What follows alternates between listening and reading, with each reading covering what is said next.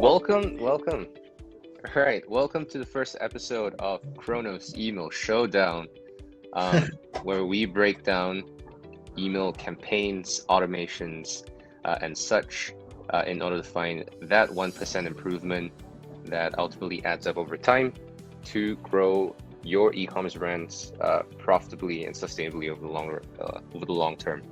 So today we have James and Erin from BestSelfco, incredible brand, wonderful products. Go check them out at bestselfco.com, right? Is that right? Bestself.co. Bestself.co. That's easy. That's easy to remember. Bestself.co. So, before we get started, so just a quick rundown. We're going to be breaking down the welcome series that you guys have built on Klaviyo. That's on screen right now. We're going to be breaking down the emails within those flows and what I would personally do differently, and perhaps a couple of ideas that you guys could take away and implement quickly to see some improvements over time.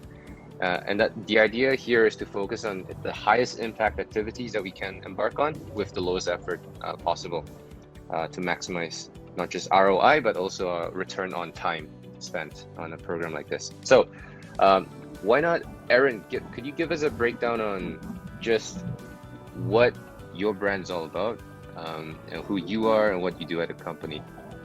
Sure. So BestSelfco originally started, it's over 6 years ago now. And Catherine Lavery, who's the CEO and founder, originally started it because she was looking for something to help with productivity. Mm-hmm. And she had a hard time finding something out there that did it. So she created the Self Journal, which is the first product that was created to help with productivity and ultimately like achieving goals. And it's a 90-day goal planner. And it's breaking it down into 3 months. The reason it's 90 days versus a year is that sometimes when you try to set a goal within a year and achieve it, it's just too long. So found that 90 days was kind of the sweet spot where you can set a goal, work towards it, and achieve it. And obviously, like starting a business, you're not going to start a business necessarily in 3 months, but you can break it down into 3-month increments. And so like your first 3 months, you might, do X, Y, and Z.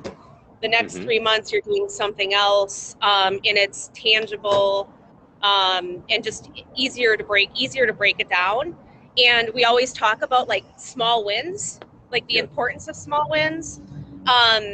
So it doesn't seem like that end goal is so far off. So originally started off with the Self Journal, went into a 6-month planner, and then really started diving more into connection and conversation, which is why we created our conversation decks. And then we have other decks that we've created since then. So we always think like, oh, it's easy to start a conversation with someone. But how many times do you like have a conversation and you're like, how's the weather? How's your day? How was school? If you're talking to your children. And these are prompts that really help you like dive deeper. Whether you're talking with teammates at work, your spouse, which, we think, we should have easy time talking to our spouse, but sometimes those deeper level conversations aren't always the easiest to have. Oh, nice. James has some decks right there with him. But like our intimacy deck, for example, we're like, oh, don't blame it on me for asking this question. Blame it on the deck. Blame it on the card prompt. Exactly. It's the prompt's fault for asking it, but they really do start some great conversations. And then we have some like a persuasion deck that talks about the power of persuasion and going about it the right way, not being overly forceful. Just tips and tricks. A core values deck on setting your core values, because core values are so important in our life. They're kind of like our North Star, and our decisions really should be around our core values. And sometimes I'll make a decision and I'm like, why is that not comfortable? And then realize, well, that's really not around one of my core values. So James is chuckling at me, I think. I don't know. But is that kind of, do you have anything else to add, James? You're on mute, James, I think. Oh, Okay. So I was thinking, no, There that you go. covers really the brand. I think one of the interesting things for you, Josh, as we talk about the Welcome Series, and Aaron, I've had a lot of conversation about this, is our products as we've kind of grown, and I think a lot of brands have this challenge too, is we are talking to different audiences now. So in the past, we've been known for the journal, and that's a Yeah. very productivity, entrepreneur, get things done type audience. And as we've grown into more of a conversation starter, relationships, there's that different audience. And Yeah. then part of relationships is relationships with kids involved. And Mm-hmm. so we have products designed just for kids. So there's, we have the Little Heroes journal, the Little Talk deck, and then soon Yeah. the Win the Day pad for kids. So you're now starting to have different segments of audiences that we could really talk to and go off of. Right. And so one of the questions with like a welcome series is, how much diversions do you do, especially you don't know, like, that person's coming to the site, you don't know much about that person. How do you Yeah. start segmenting those users based on, or what do you say those users on, so you give them the appropriate content they want? Makes sense. Gotcha. That's a good place to start. So, yeah. I think looking at the lead capture form, kind of starting from there, you guys have quite a diverse set of products. This is the first thing that I see coming onto the site. Just being a little bit nitpicky here, I think that the headline can be a little bit stronger if we're going down the route of giving away a free downloadable. It's very important to kind of have that initial just what's in it for me right off the bat, especially when it comes to a value-based lead gen capture form, because this is relatively top of funnel, and I'm assuming that these are people who have seen your ads, came back onto the site, and have shown some interest in the products that you guys have to sell. Now, I would take a completely different approach to lead gen, top of funnel. I would, especially in the context of iOS 15, as of 20th September 2021, iOS 15 has officially been launched. So what that means for brands is that you'll start seeing open rates skyrocket. It'll go off the roof, but it's not an indication of high engagement. It's purely an indication that a good chunk of people in your list are using Apple Mail, the Apple Mail app, which allows for your customers and subscribers to basically mask their activity on email, because emails are going to be sent to a proxy server, which would be processed first before sending it into their inbox, which really just gives people the privacy that Apple promised. So for that reason, it's really a good test to conduct when it comes down to collecting as much information as you can during peak interest periods throughout the customer journey. So that's that initial discovery. I just discovered a new brand. I just discovered a new product that could really solve a problem that I have or a desire that I have of some kind. So that's usually top of funnel. The other kind of high interest, high attention moment is at the cart page. So they're about to make a purchase. There's high intent, and lastly, post purchase. So these 3 points are excellent lead and data capture opportunities. One of the ways that I would recommend doing that is through the lead gen form alone itself. So instead of first name and email only, I would go one step further into first name, email, and maybe a couple of options like a checkbox of what are you trying to accomplish? Is it productivity, purpose, happiness, family, or something that relates to the segment of customers that you have? And that's going to create an opportunity for you to deliver content that is super, super targeted and personalized, and Yeah. open rates are not going to be that big of a concern anymore. Have you tried It's anything like that? interesting. It's interesting. As you were talking and I'm looking at that, I was like, as we're getting more into relationships, Yeah. kids, whatnot, having something that kind of funnels them, Mm-hmm. because our welcome flow is kind of a one size fits all Mm-hmm. versus having it go down different paths based on your interest level.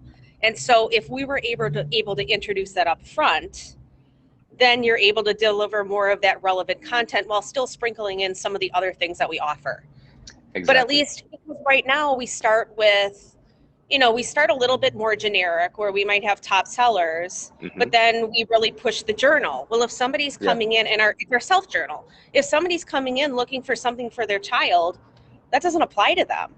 Mm-hmm. Or if they're coming in, I mean, our huge portion of our traffic right now is interested in relationships and the intimacy duck and some of our other relationship products that we offer. So Mm-hmm. it's very different needs. Yeah. And we're not really speaking to that until you get further down in the welcome flow, which might be too late and we might have Yep. lost them. So I think that's a great idea. Exactly.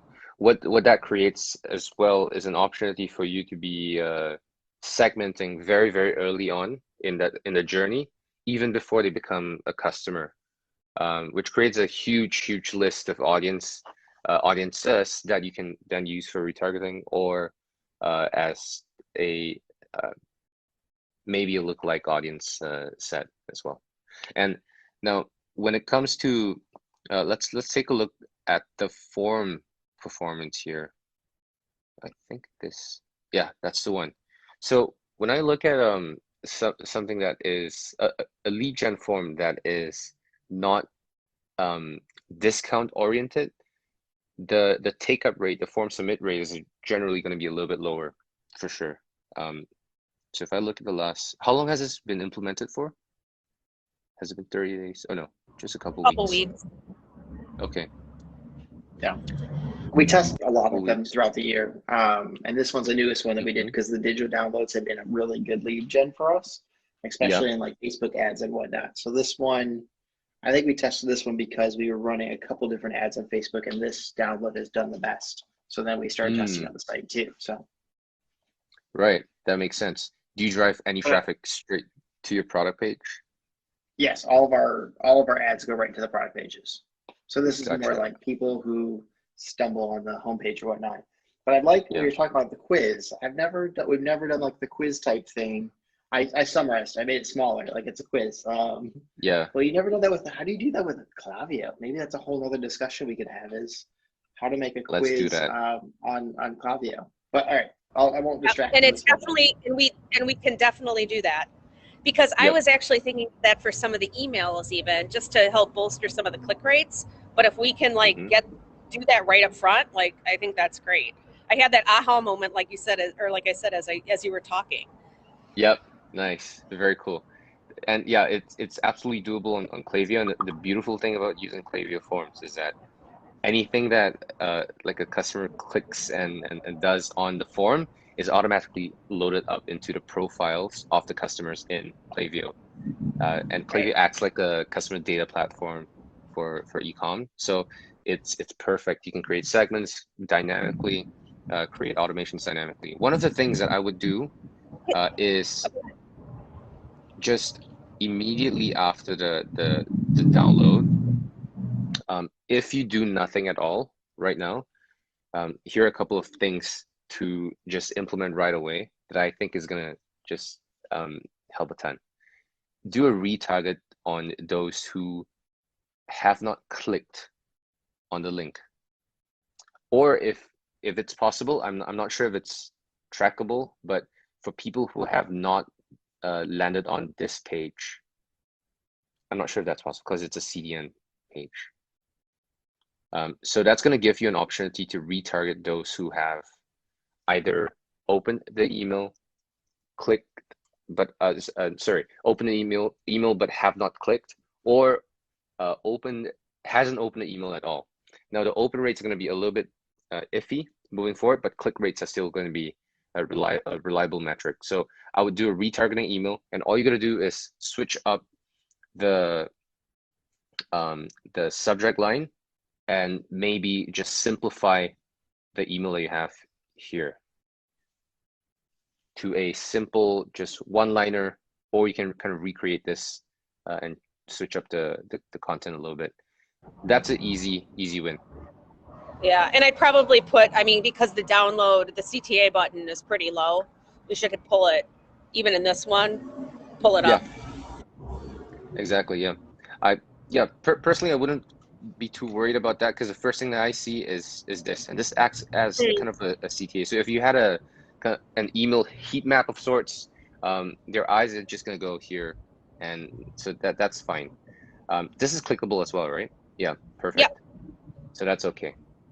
So not too big of a problem. Now that's number one.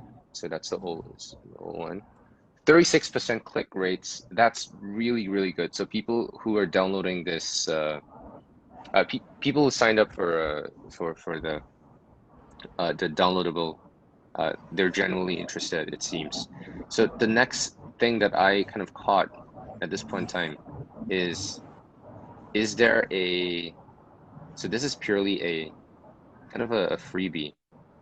I'm not sure if there's going to be a part, if this crosses a line with your marketing strategy, but I would look into just adding links that people can click into within the PDF itself. Because the first thing that they're going to be seeing is just this. And I think a quick win would be just to add an additional page towards the end, and say, if you like more help, check out our productivity series, a products and productivity series that could help take your productivity game to the next level. Okay. As an example. Yeah, that makes sense. And now the next thing to consider, this is going to take a bit more time, but I think it's going to be relatively worth the time. I would add an additional email after the retargeting, and if you stick with this current funnel, I would add in a survey or a quiz after the retargeting email to start collecting info from your prospects. One of the easiest ways to do this is sort of you can either build in a quiz within the email itself, or you could create a very simple kind of like 3 CTA email where you have productivity as one button, purpose, and then relationships as another one. I'm not sure what the broad categories are, but create just individual CTAs for each of those categories and redirect them to a product that you think would really help. And what's happening in the background is you can create segments for people who have clicked through on a specific link within that email, and that gives you a kind of a pseudo interest group segment of people who are interested in your relationships, improving their relationships specifically, and people who are interested in improving productivity specifically. Yeah. And then that's doesn't great. end. And that's what I was thinking of, because we obviously have all these other people. I'm sorry, I didn't mean to interrupt. We have all these other people that already have gone through that we already have, right? And so that's where I was talking about, like, I'm thinking I should do an email like that just to our general audience to gauge. Obviously, we have their past behavior and their click behavior to know who's going and visiting the journal versus this versus that. But again, with those that haven't clicked and we really don't have a lot of data on them, I'm like, A, that gives us additional data on them. B, it gives us it gets more people to click, hopefully. Yeah. So I want to recap real fast, because I think I was going to recap real fast because you give a lot of information, so people watching, I think maybe it might help. So we're talking about the email capture flow on the site, and I think the recommendations that are really great is like maybe taking a different approach to the lead gen capture and doing more, collecting more information and testing out different messaging. Like right now we have booster productivity, but maybe we're trying something more relationship. I love the idea of the quiz. And then once you get into the email flow, what I captured in my notes was you do the email right away, delivering what you said you deliver. So if it's a coupon or if it's a download or something, you deliver it. And then creating another email that retargets people who do not click on that download or do not purchase. So it's almost like a Exactly. mini remarketing campaign. Yep. The third email in this flow would be a retarget email that does a quiz that collects more information and help kind of like drills them more into the brand of the products. Yep. And then the fourth email I heard was suggest a product that's relevant to them based on the quiz results. Exactly. Yep. So Okay. So 4 that is emails. Which perfect. today we end up, yeah, in which today we end up after this, which I know I should have another email already in here, at least. But we end up going into Yep. like the second email within the welcome flow. So Yeah. we were better segmenting them than we could almost have in a sense, not for welcome flows, but you know, you have different segments within your welcome flow and then can tailor accordingly. Yeah, exactly. Right. And what you could explore in future sales campaigns is that for people who are, you can create what's called a dynamic block of content within Klaviyo, so that Yep. specific blocks of content only show if they're in specific segments of a certain category. That's going to save you a ton of time, because now you can create a single email. Let's say there is a sale or a buy one free one kind of a giveaway, a promotion. You can target only specific. You can feature specific products for specific categories of people who are interested in that category within the same email alone. So you only have to do it once, and have that dynamic blocks built out. And that campaign can even be built into your automations as an upsell further down the line. So lots of things that can be done once you have that initial zero-party data collection going, which is basically the stuff that they answer through the quiz. Now, I want to touch say we did that. Oh, sorry. Yeah, Aaron, go ahead. Say we were doing that for like a site-wide sale, right? So say we're doing a 25% off site-wide. Yeah. And today it's kind of like 25% off site-wide. We typically will do our most popular products, or there have been times when I've done the recommended products based on what they've viewed. But would you, if we had a group of people that were just said they were interested in relationships, obviously I'd want that featured first, but then have you also seen success with sprinkling in additional products, maybe similar products? Yeah, definitely. Just to give a sense of like, here's our breadth of what we offer. Yeah, it's definitely worth a shot. Once you tackle that immediate need, and either one of two things is going to happen. They either purchase, they convert into a customer, great. Then you can treat them as an existing customer and create upsell journeys around that. If they don't purchase, maybe that's an opportunity to introduce alternative but related categories of products, for sure. And I think that the fact that you guys have a ton of digital content makes it such that the perceived value of giving away stuff like this is much higher than a typical productivity company, because you have the prices listed here anyways. So if any of these are used as a kind of like a added incentive type of a thing with an upsell. So for example, buy X amount additional and you get productivity principles 101 for free, and that's valued at $129, but it costs you basically nothing to deliver upon that, I think, right? Because Yep. course. Agree. Yep. And we actually last year we did our Black Friday sale. Yeah. We did the 2020 vision course. And that did really well. Now, granted, we were going into 2021, but the whole idea was positioned around like hindsight's 2020, and it's really about 2020 vision. Yeah, I like that. That's super. So yeah, that did really well. Yeah, that could be a great push for anyone kind of trying and thinking about maybe a different category of stuff. Like I'm a huge productivity guy, so I'm gonna buy a ton of self journals, but I typically would never consider an intimacy deck, for example, even though obviously everybody has relationships that they could probably do a little bit better in. But with an incentive like that, like a free course, if you buy a product in a different category, that's huge because now you're opening up someone who only thinks about productivity into a completely different category that they otherwise wouldn't be a customer in, with the right That's incentive. interesting. So that's a fun thing. We've tried it a couple of times in the past, which I think you touched as we've done. Like we have a 5 days to your better self course, and then we Yeah, have a 5 day to better relationships. And it's yeah, interesting from a flow perspective of what the return on that is, and or how many people actually finish it.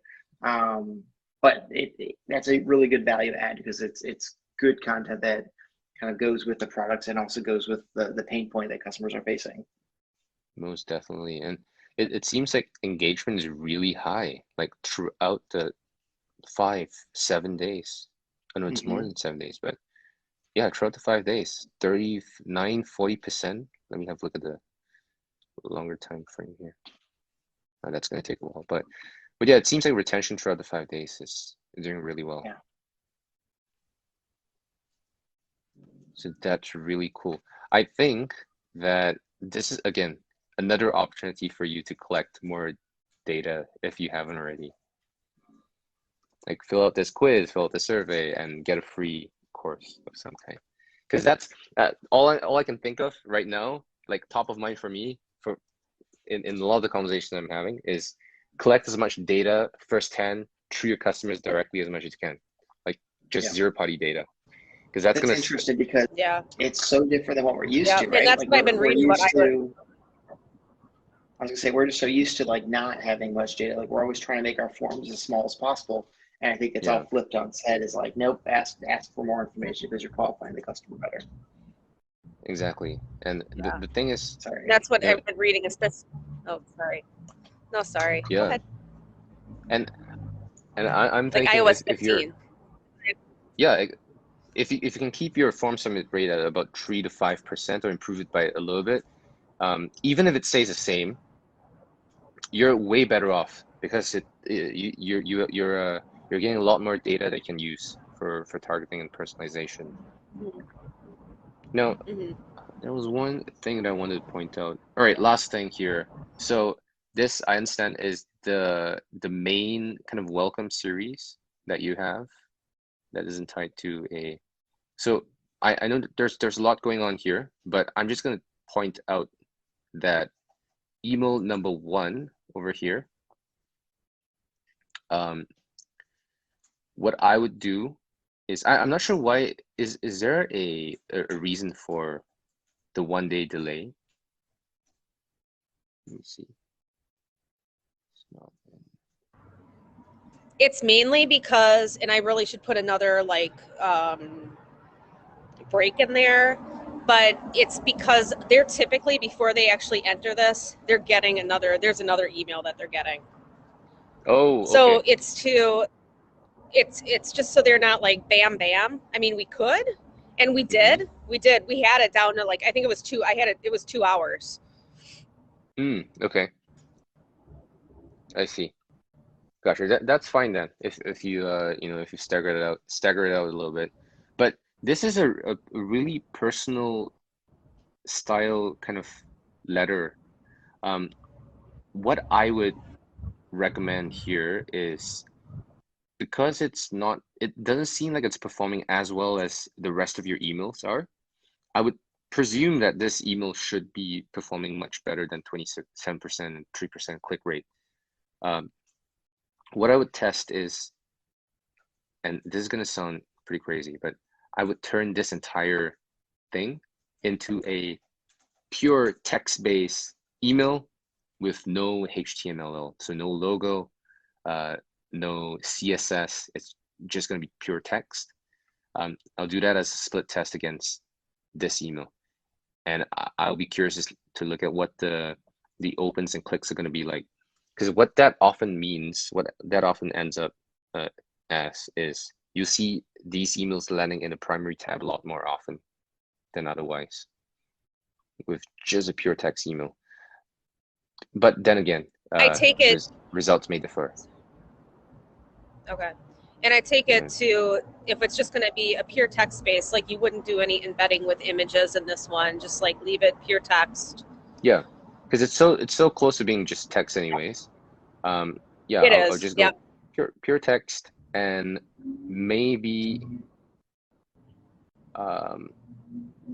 maybe just pick one, like the immediate next step, because I don't think that it might not be a good idea to have like to have too many links in the text-based email.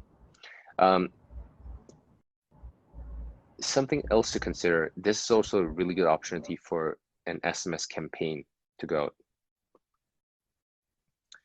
So at this point, again, we talked about, I started our conversation around at what point in your customer's journey does peak interest and curiosity and attention happens, like peak emotion. This is one of them. Like, this is like, I just joined the email list. I just discovered a new brand.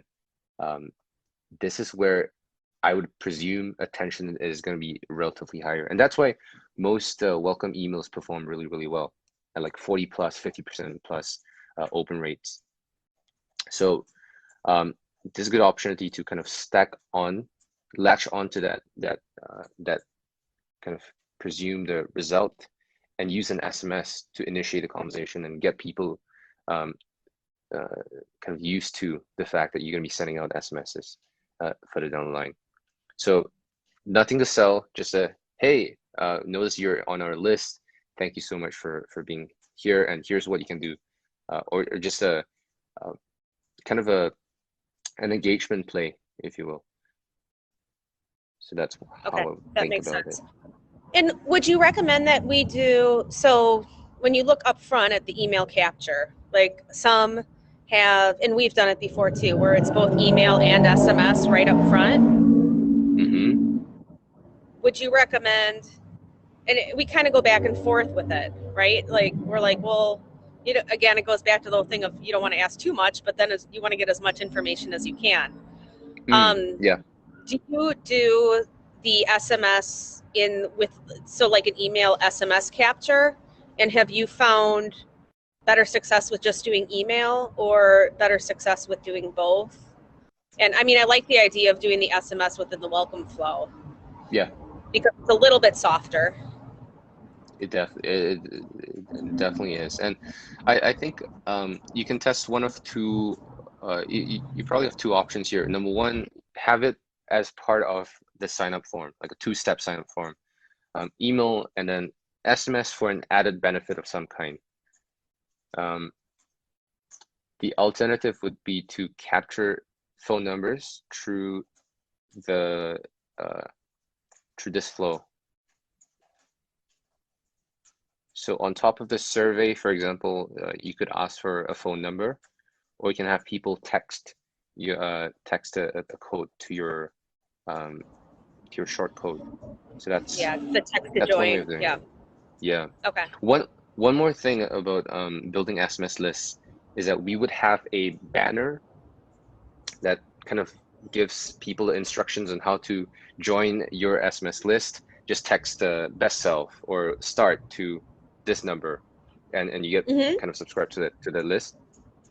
I would have that banner in every single email, as long as we don't have their phone numbers yet in the profile, and that's going to be kind of dynamically arranged. It will appear only if they're not on the list. So that makes a lot of sense. Whenever they're ready, it's there. If it's not, it's just like at the end of the email. It's not going to bother anyone. So yeah. And that's kind of all the. I know it's a deep rabbit hole to dive into, but I hope those are some high impact, low effort ideas and initiatives that they can test and embark on. Well, this is great, Josh. I really appreciate it. No problem. Do you have any questions at all? Anything else that's top of mind for you? From a welcome flow standpoint, do you have a recommendation on the number of emails to include in it and how long it should last? I'm curious, I hear different things from different people. That's a good question. I would say to if you're relying on a welcome flow for conversion, which in most cases we are, I would restrict the flow to only those who have not made the purchase since starting this flow. So add a flow filter if a place order event hasn't happened yet since starting the flow, they would still get all these emails on and on. Or if they're not in the cart abandonment flow already, if they're not in those retargeting flows, I'll just keep sending them emails. So there isn't necessarily a limit to how long a welcome series can be, because often you find people only converting like 3 months down the road or 1 month down the road. Some people are going to convert within the first week. I believe that 80% of people are going to be converting within the first week. So that extension of emails past that first week of emails is really meant for that long tail. So if you have resources and time, or if you have campaigns that perform really well that are evergreen in nature, just plug them in to your welcome series to make it a little bit more robust and tackle that additional 20% of people who only will convert in future. So that's how I think about it. And automations are a great way to accomplish that, because it's set up once and optimize it maybe once a quarter, and have conversations like this every now and then. So yeah. Okay, perfect. No problem. I hope that was helpful. Yes, very helpful. All right. I'm excited to start making some of those updates. Yes. So keep me posted on how those ideas perform against the current benchmarks. And yeah, hit me up if you have any more questions. And for people watching either the replay or right now, if you're interested in coming on as a guest for me or my team to break down your emails, your automations, and your campaigns, and maybe give you a tip or two and some ideas, there will be a form down below in the comments, in the comment section. Just fill that out, and my team will be in touch to schedule time for one of these sessions. Erin, James, thank you so much for being our first guest. Thanks, Josh. Thank you so much, Josh. No problem. Take care. Okay, bye-bye.